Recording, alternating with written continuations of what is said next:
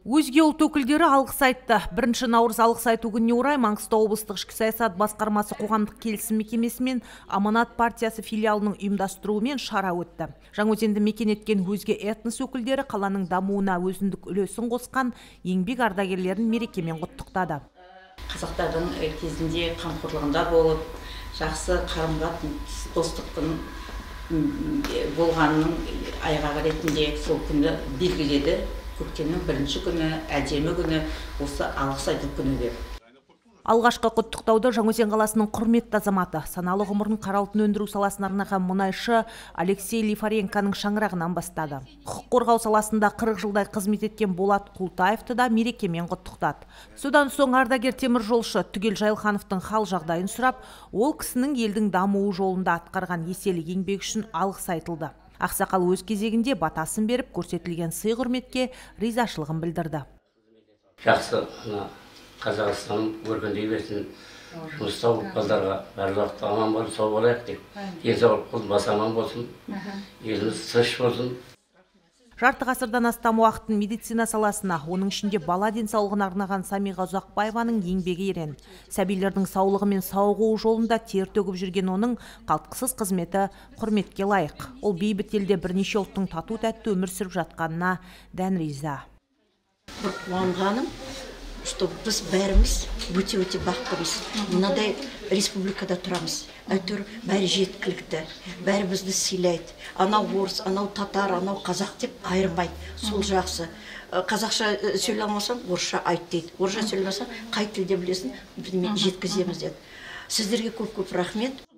Қазақстан көп ұлтты мемлекет. 130-дан астам өзге ұлт өкілдері бір шаңырақ астында өмір сүріп жатыр. Бұл қазақ халқының қонақжайлығы мен кеңпейілдігін аңғартады дейді жаңаөзендік өзге ұлт өкілдері. Әсел Алдашева, Бақытжан Ахметұлы, жаңалықтар.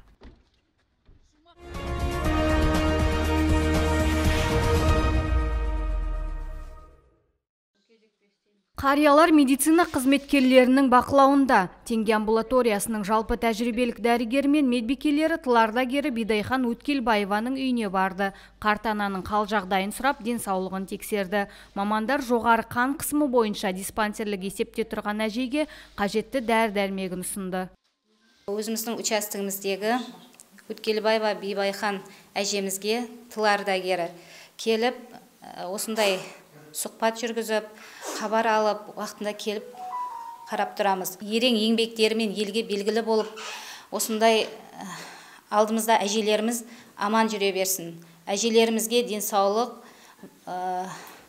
осы отбасыларына аманшылық тілеймін. Батыр ана 9 баланы дүниеге әкелген, 33 немересі, 52 шөбересі бар. Соғысқа кеткен әкесі елге оралмай, жастайынан өмірдің қиындығын көріп өскен. Бүгінде бейнетінің зейнетін көріп отыр. Қазір жасы 92-де. Қария кейінгі ұрпаққа бейбіт өмір тілеп, үнемі жағдайын біліп тұратын ақхалаттыларға ризашылығын білдірді. Сау болсын, ақхалатты жандар қарайды келіп. Халқымыз аман болсын, тыныштық жаман болсын. Ел халық аман болса, бірімен бірі қоштас, ауыз бірігіп жүрген жақсы елдің азаматы, халық бар, бала-шағалар бәрі аман болсын. Аманшылық қой тілейтініміз. Теңге амбулаториясында тіркеуде 10 тылардагері бар. Оларға уақытылы медициналық қызмет көрсетіліп, қажетті көмегі беріліп тұрады. Айжанат Қазиева, Бақытжан Ахметұлы, жаңалықтар.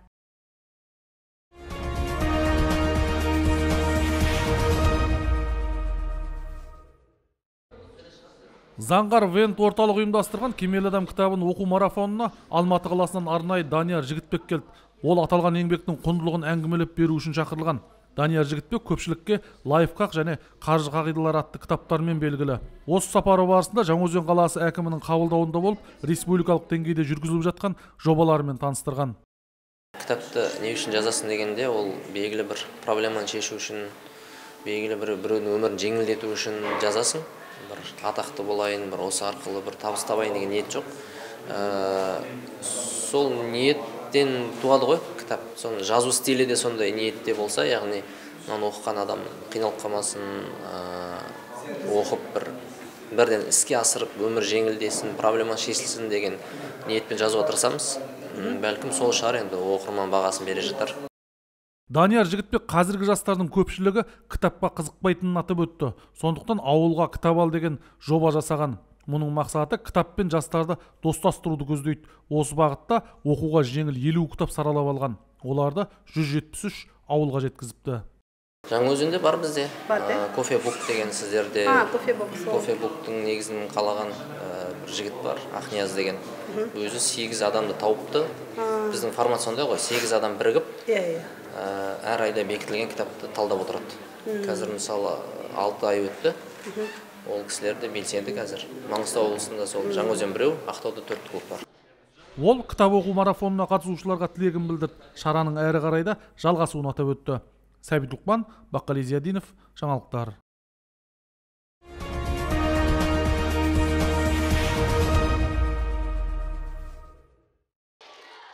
Жаңаөзендік каратэшілер біріккен Араб Әмірлігі Фуджейра қаласында өткен халықаралық жарыстан жеңіспен оралды. Дүбірлі додаға елімізден 137 спортшы қатысып, олар 2 алтын, 3 күміс, 6 қоланы қанжығалады. Байрақты бәсекеде 80 мемлекеттен келген 2000-нан аса спортшы бағын сынаған. Олардың қатарында жерлесіміз Нәсіл Раджан да бар. 13 жасар спортшының каратэмен айналысқанына 5 жылға жуық уақыт болған. Аталған жарыста 40 келі салмақта өнер көрсетіп, 2-ші орынды иеленді. Ал Тұрар Қалбақбай осы жекпе-жекте қола жүлдені қанжығалады. Жүлдегердің айтуынша, жарыста жеңіске жету оңай соқпаған. Алайда қарсыластарына есе жібермей, намысты қолдан бермеуге тырыстым дейді жас спортшы. Фуджейра 2024 жарысынан барып, 2-ші орын алдым. Жарыс әрине оңай соққан жоқ. 12-40 салмағында дәреже көрсеттім. Қарсыластарым Италия, Иран, Әзербайжан елдері болды. Жарысы оңай болған жоқ. Әр елден әр спортшылар қатысып 6 бой болды. 6 бойымызда қиын болды. Спортшыларды жақсы спорт кешенінің ұжымымен ата-аналар салтанатты түрде қарсы алды. Еліміздің әнұранын асқақтатып, туын желбіреткен жерлестеріміз бапкеріне алғысын айтты. Жаттықтырушы алар асуымыз әлі де алда дейді. Қазақстан Республикасы ұлттық каратэдо құрама командасы Араб мемлекеті Дубайға көршілес Фуджейра қаласында жастар премьер лигасы өтті. Қазақстан құрама командасынан 337 спортшы қатысты. Біздің Қазақстан спортшыларым жақсы көрсеткішпен оралды. Айта кетейік, аталмыш жарыс 22 мен 25 ақпан аралығында өткен болатын. Спортшылар алдағы уақытта Түркістан қаласы мен Словакия елінде өтетін жарысқа дайындалып жатыр. Меруерт Мұхитқызы, Баққали Зиядинов, жаңалықтар.